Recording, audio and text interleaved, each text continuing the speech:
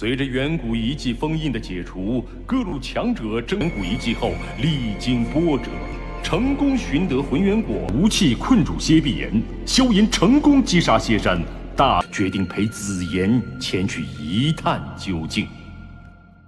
Lúc này, nhìn cái tên nhân hạt tử trước mắt vừa buông ra lời lẽ khiêu khích, Tiêu Viêm lập tức tung quyền. Giờ khắc đó, quyền cước của Tiêu Viêm như tia chớp phóng ra, đáng tiếc lại bị đối thủ tránh né, khiến anh ấy không khỏi kinh ngạc với tốc độ của hắn.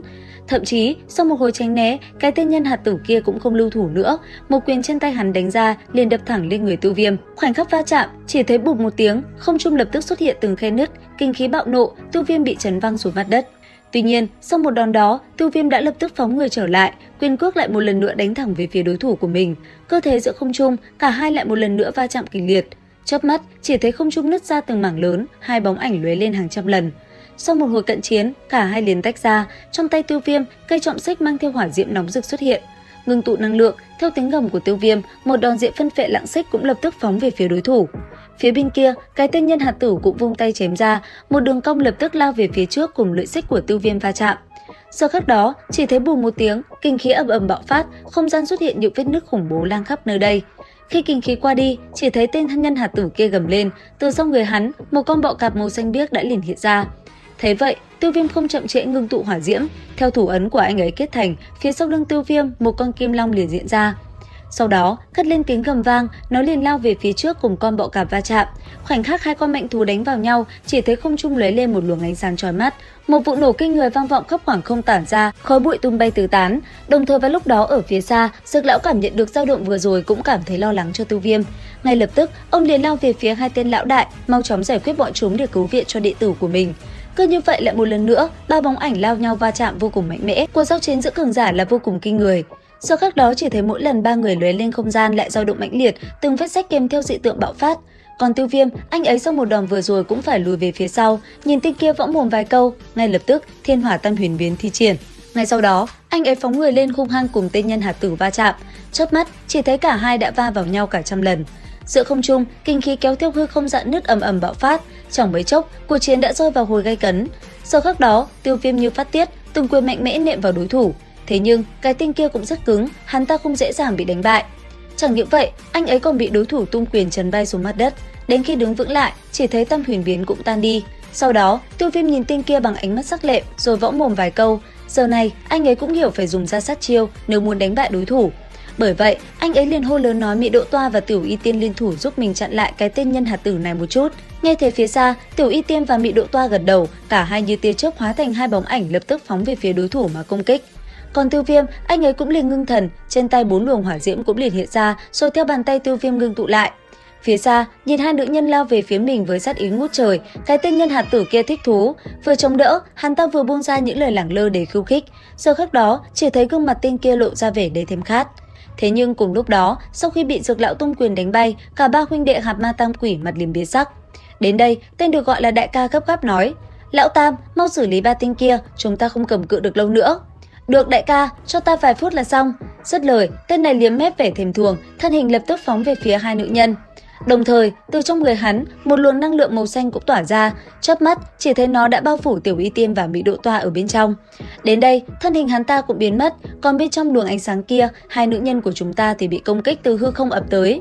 Bởi thế, cả hai cũng phải chống đỡ hết sức vất vả, kiếm khí trên tay không ngừng vung ra mới có thể đánh tan được công kích lao tới.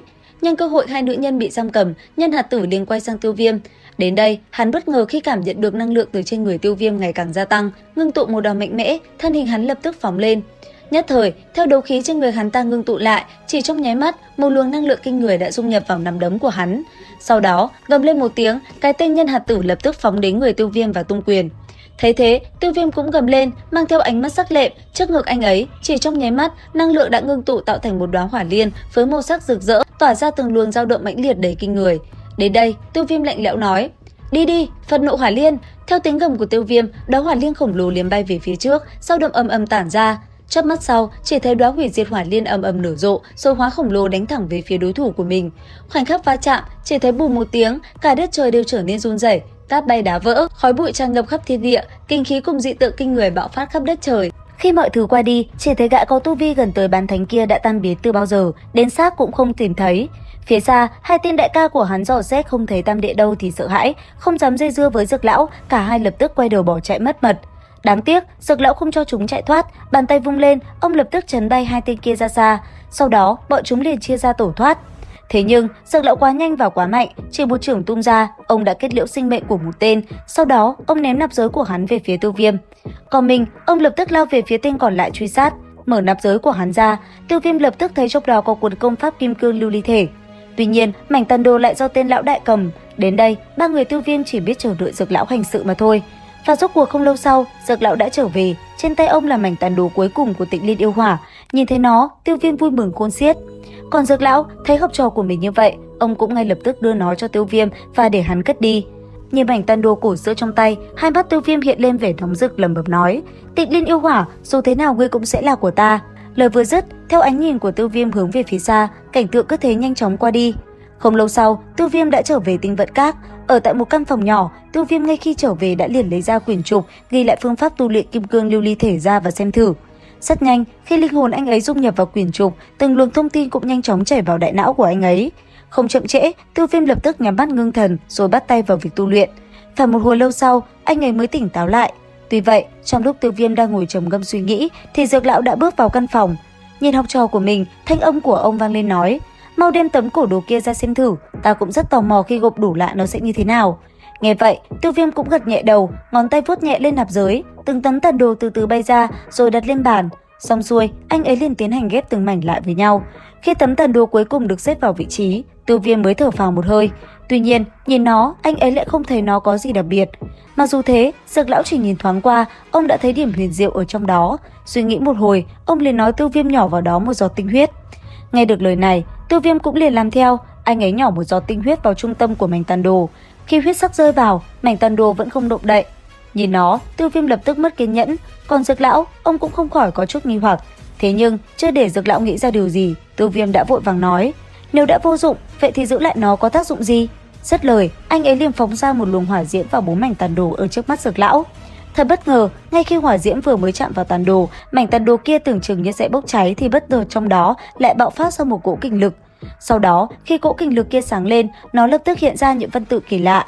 Giật mình nhìn lại, Dược lão chậm rãi đọc từng chữ nói: Song nguyệt đồng hiện, cửu tinh nhất thể, thiên địa triều tịch, yêu hỏa hàng thế. Nghe được mấy chữ này, Tiêu Viêm vẫn không hiểu hàm ý trong đó là gì. Cuối cùng, vẫn là phải nhờ Dược lão giảng giải. Đầu tiên, song nguyệt đồng hiện, cửu tinh liên thể là một kỳ cảnh do thiên địa tạo nên, ngàn năm mới xuất hiện một lần.